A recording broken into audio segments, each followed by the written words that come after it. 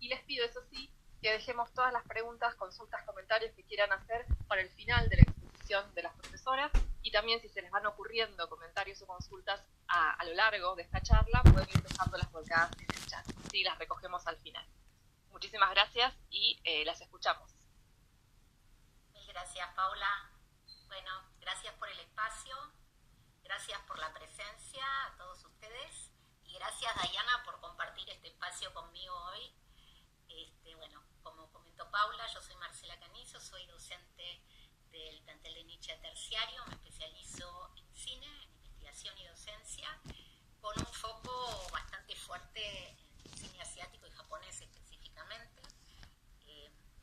Tengo mucha atracción y mucho amor e interés por conocer la cultura japonesa a través de su cine desde hace muchos años, y tuve la oportunidad de vivir en Brasil algunos años, lo que me permitió estar en contacto con una sociedad que tiene un fluido intercambio con los descendientes japoneses, la diáspora japonesa en Brasil y con Japón mismo.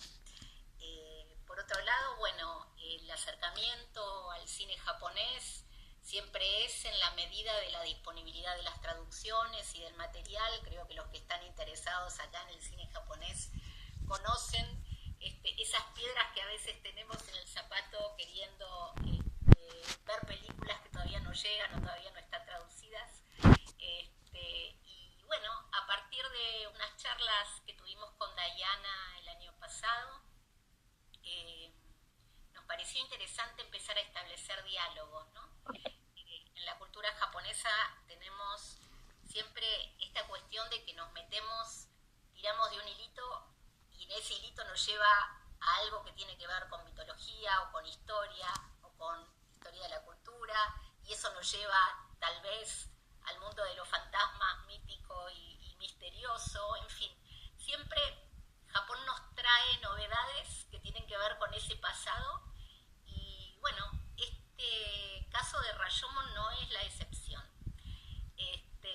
Así que me parece que es una buena manera de introducir este ciclo de charlas que vamos a dar durante el mes de abril en relación con literatura y cine japonés, y que, bueno, Rashomon es una puerta. Vamos a hablar mucho de eso y Diana nos va a contar cosas interesantísimas sobre la historia de esta puerta, y vamos a ver qué relación entonces tiene con el cine de Kurosawa, y un poco yo voy a tratar de leer junto con ustedes posibles miradas y posibles formas de leer esta película que es del año 1950, pero que sigue siendo muy convocante y muy importante para la historia del cine japonés. Dayana, ¿querés saludarnos, comentar algo? Bueno, hola a todos y a todas. Quería agradecerte, Marce, por la invitación. Estoy intentando y explorando a ver cómo ir aplicando todos los conocimientos del terciario. Me egresé el año pasado. Soy técnica en cultura y lengua japonesa por el Instituto Superior de Japonés de Gakuin, y iré interrumpiendo a Marcela un poquito para ir agregando algunos datos de color que nos inviten a pensar a la película Rashomon desde la perspectiva literaria. Muchas gracias nuevamente, gracias a Paula también por el espacio. Buenísimo. Bueno, yo voy a tratar de compartir, sepan disculpar siempre las torpezas en relación con la tecnología, ¿no? Es algo que no puedo evitar. Pero bueno, no sé si están viendo ya la presentación. ¿Alguien me confirma? ¿Sí? Sí. Perfecto.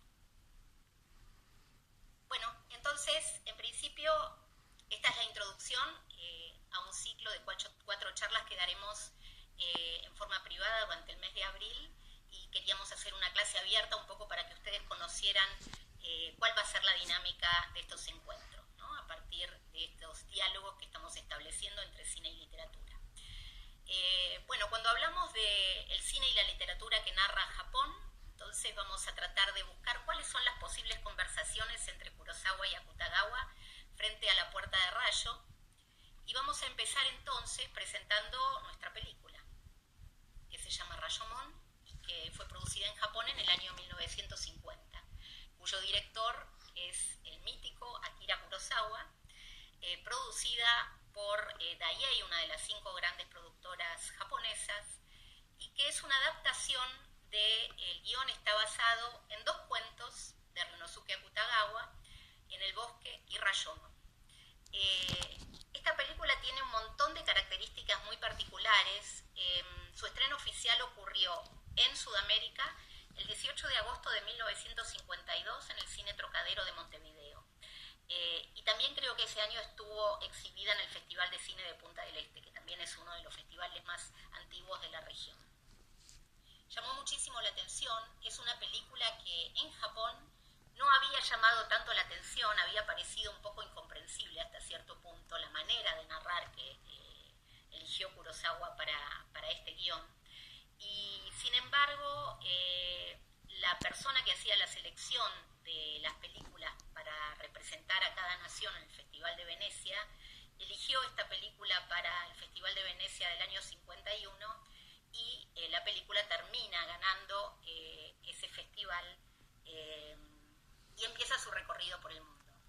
Cuando yo empiezo a dar mis clases de historia del cine japonés, digo que en Sudamérica la historia del cine japonés comienza en 1950, 51, 52, a pesar de que la historia del cine japonés, por supuesto, comienza a fines del siglo XIX, de la misma manera que empezó en Francia, en Estados Unidos y en grandes metrópolis y en grandes países que comenzaron desde muy el principio de la tecnología cinematográfica a divulgar la captación y la proyección de películas.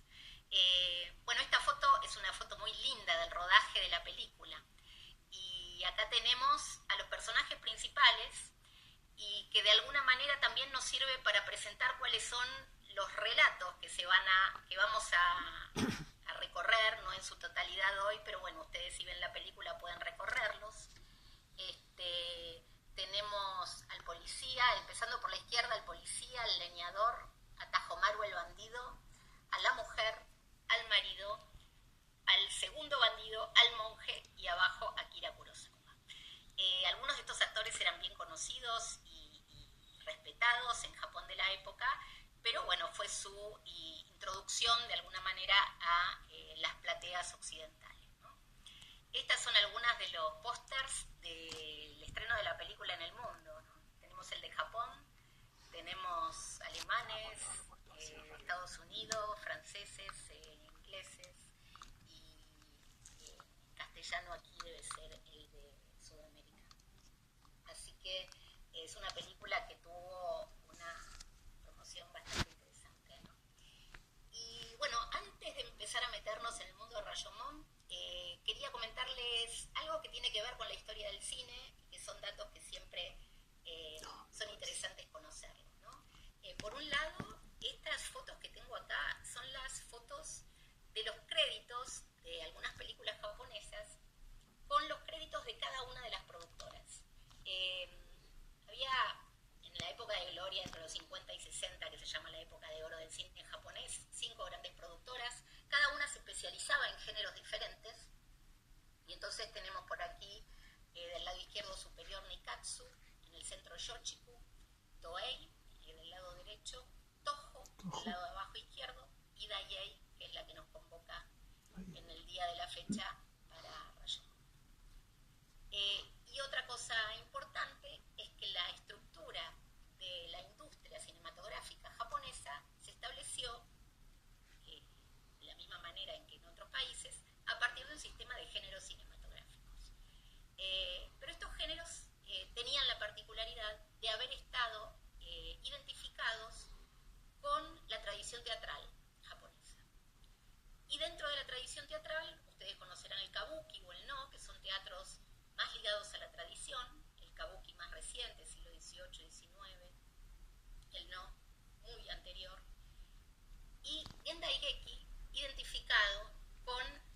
Yojimpa, que era el teatro que comenzó a fines del siglo XIX y que tenía que ver con obras ya más modernas que reflejaban la contemporaneidad o algunas obras extranjeras, por ejemplo, los grandes dramaturgos rusos, etc.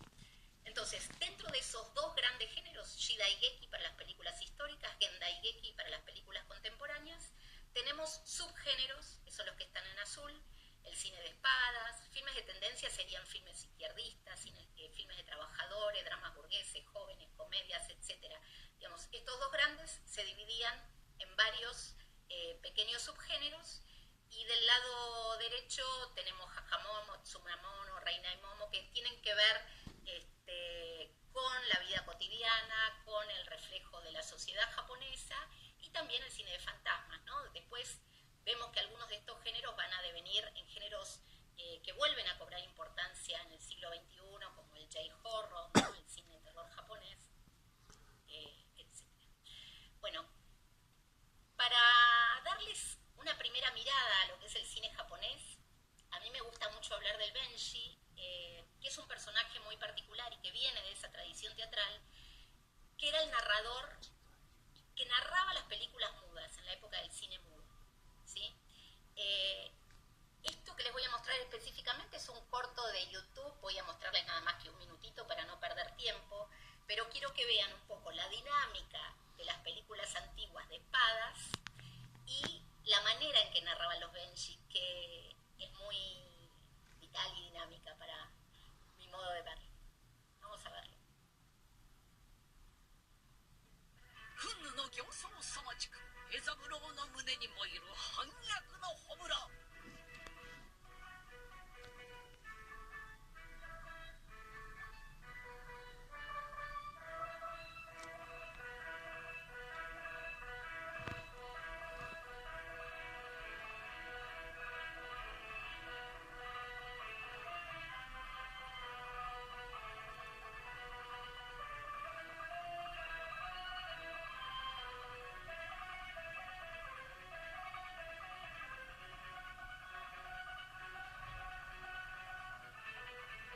Entonces, como ven aquí, teníamos una cámara fija, en general de manera perpendicular a la escena, con muy pocos movimientos, porque todavía no estaba la tecnología para ofrecer más flexibilidad de movimientos. Y escenas que ya eran conocidas por el público a partir de que eran escenas ya conocidas por el teatro. Eran grandes héroes, espadachines, etcétera, samuráis. De esta tradición surgen, por ejemplo, los 47 años. Bueno, como ven, tienen los sonidos en vivo. También podía haber música original, por ejemplo, a veces había un pianista acompañando el relato de los Benshi. Pero bueno, me voy a quedar por acá con esto, solo para que conocieran un poco algunas de las particularidades que nos ofrecía entonces este cine mudo japonés tan interesante. Hay una cosa muy importante en relación con Kurosawa. El hermano del medio, eran varios hermanos los Kurosawa. Kurosawa era el más chico, Akira Kurosawa. El hermano que le seguía en juventud, el inmediatamente mayor que él, había sido Benshi. Y se quedó sin trabajo en los años 30, comienzo de los años 30, cuando se termina el cine mudo en Japón y termina suicidándose. Esto es un impacto muy grande para la vida de Kurosawa, y él, que había estudiado artes plásticas y se dedicaba más al tema del arte y de la literatura, termina presentándose a un trabajo en un estudio de cine después de la muerte del hermano, y así comienza su carrera, ¿no? Pero digamos, esta presencia del hermano en el mundo del cine fue una marca importante para él, ¿no?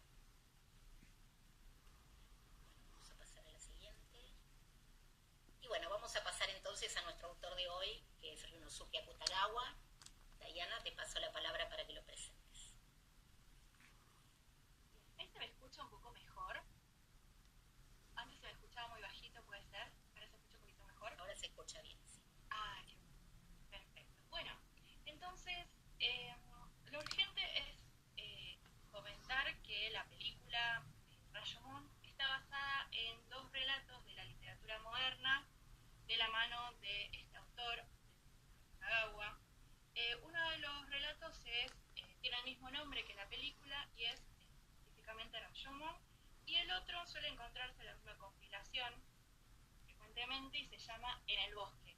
Tiene algunas acepciones que pueden sonar parecido, pero básicamente cuando nombran un bosque es este relato.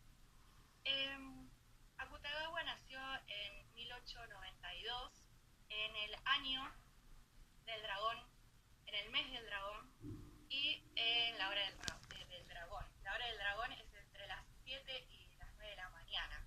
Es un horario heredado de la medición de tiempo china, que en el seminario lo vamos a trabajar un poquito más.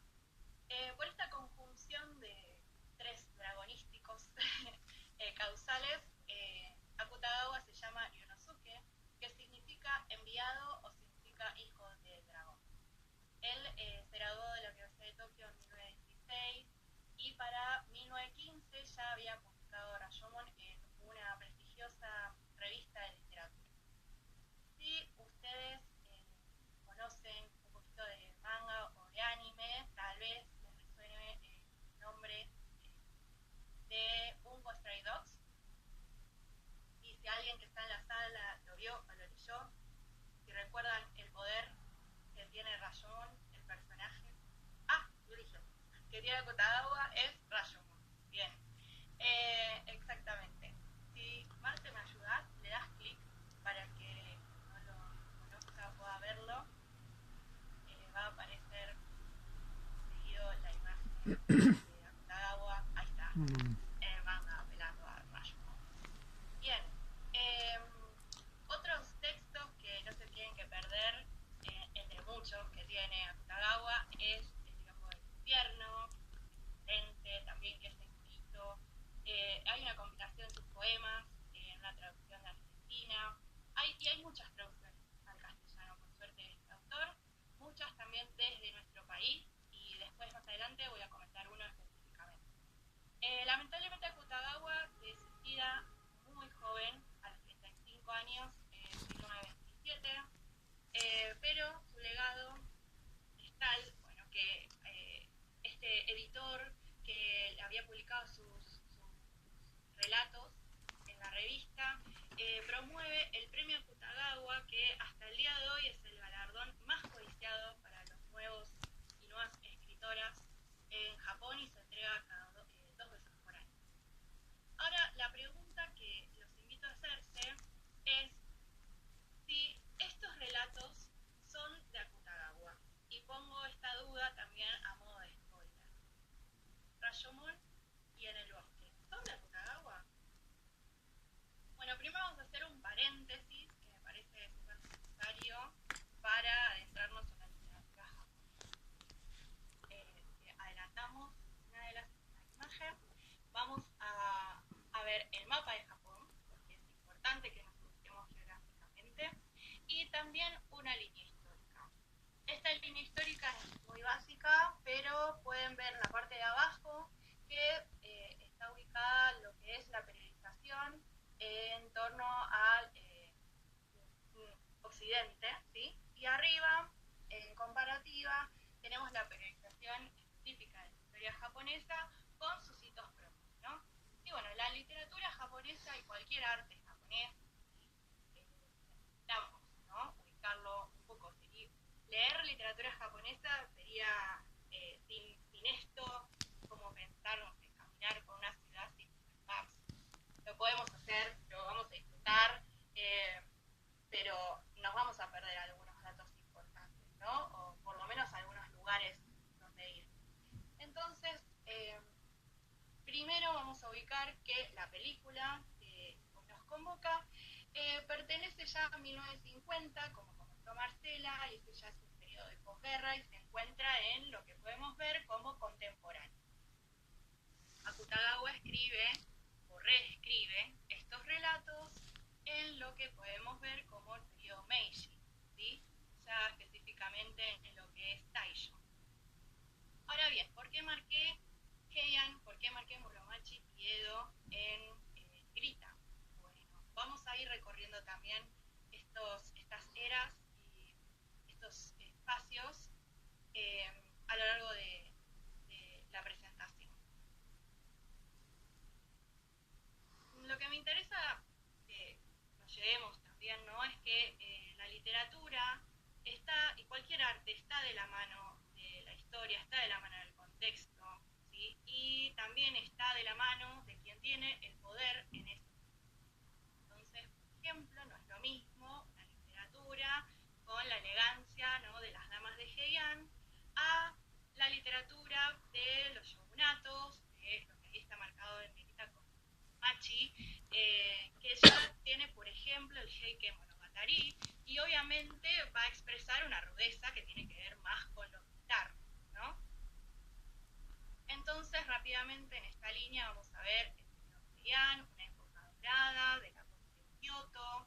Si ven en el mapa, está en el azul, en el sector azul, creo que es el número 26, ahora lo veo muy chiquitito, Gati me puede corregir, 526 está Kioto ubicado, no lo puedo ver, gracias, perdón. Sí. Y en este momento, ¿sí? Sí, 26. Genial. Kioto. Ahí está Kioto. Y en Kioto, en la época Heian, está ubicada la capital, ¿sí? A diferencia de lo que se puede ubicar ahora como Tokio. A los papeles creo que sigue siendo Kioto. Ahí tengo que chequear, pero me parece que sigue siendo Kioto, pero bueno, actualmente políticamente hoy es Tokio la capital, que antes se llamaba Edo. No voy a marearlos mucho con los nombres, lo que quiero que destaquemos de esta época es que para el siglo XII entra en decadencia la época dorada de Kioto, que en ese momento se había cerrado un poco a las influencias de China, y en este momento, este siglo XII, es en el universo de la realidad de Rashomon y el universo de la realidad de En el Bosque. Además, en este momento se hace una compilación, ¿sí?, que se llama Konkaiju Monogatari-shu. En esta compilación del siglo XII se encuentran los primeros relatos de Rashomon y de En el Bosque. Más adelante lo vamos a retomar. Pero bueno, parece que Akutagawa apela a la época y también apela específicamente a estos relatos. Más adelante encontramos el periodo Muromachi, que acá entra lo que conocemos popularmente como el periodo de los samuráis, y en este periodo es donde se desarrolla el teatro no, como había comentado. En este periodo, en este teatro no viene de la mano de Kan'ami y de su hijo Seami, que tal vez lo han escuchado o lo han leído, y como dijimos es un Japón, ¿no?, más rudo. Y por último tenemos el periodo Edo, en donde hay un gran cierre de Japón, la isla, por más de 200 años bajo el mando de los Tokugawa, y también se conoce como una era de paz, ¿no?, como una era estable donde se desarrollan Ukiyo-e, por ejemplo, y grandes ciudades.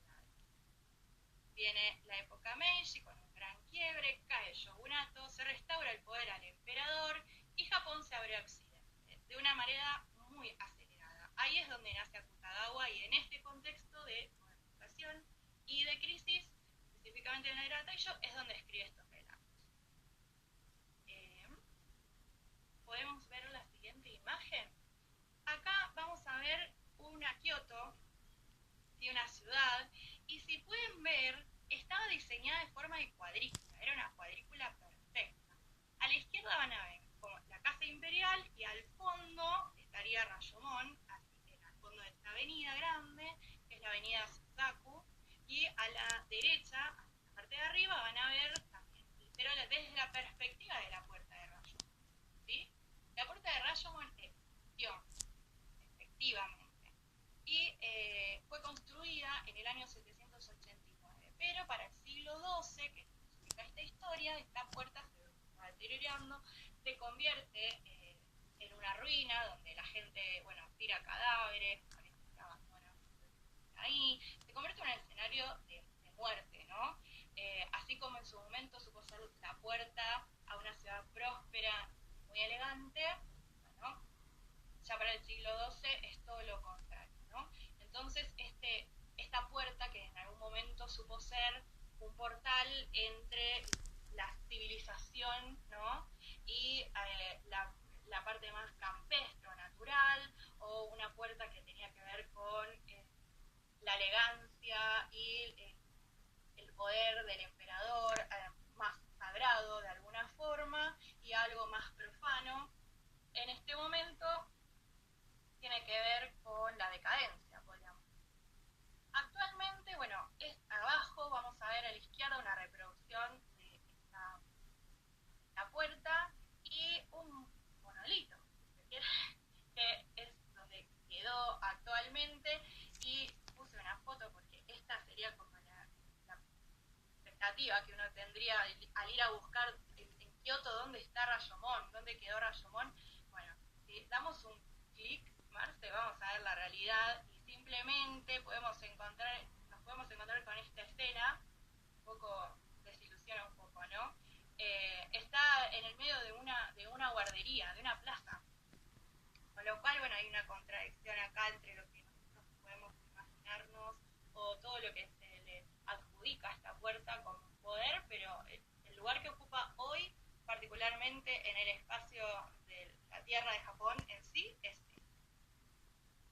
Si seguimos un poco, vamos a tener que tener en cuenta algo que, quien sabe leer los kanji, vamos a ver en estos tres, donde se ve el monolito ese que yo le digo, esta indicación de donde está ubicado Rashomon. Bueno, el último es Mon, ¿sí? Es el de puerta. Y nos vamos a detener en el del medio. Si avanzamos una de las imágenes, vamos a ver que este kanji, yo, escrito en azul, ahí está escrito en azul.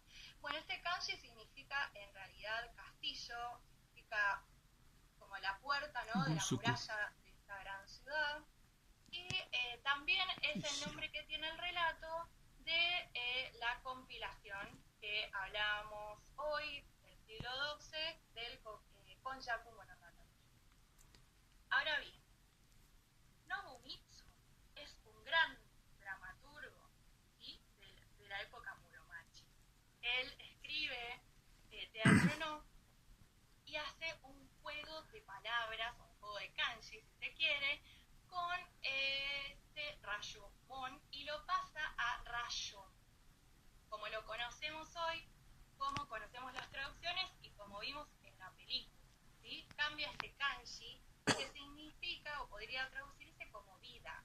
Entonces, este gran portal o esta gran puerta de la gran ciudad, de la muralla, va a pasarse algo así, a llamarse algo así como Puerta de la Vida. Y esta última traducción, la del teatro no, es la que también va a tomar Akutagawa y que es la que va a respetar Kurosawa, ¿sí?, en esta forma. Y como les comentaba, quería destacar un traductor Nikkei de primera generación en Argentina, que es Katsuya Sakai, que él respeta y mantiene este título y entonces de esta manera nos deja una pista, ¿no?, como para poder llegar a estos relatos anteriores. En la siguiente imagen vamos a ver unas representaciones que hay ya para el periodo Edo, de Ukiyo-e, y vamos a detenernos un poco en la obra de teatro.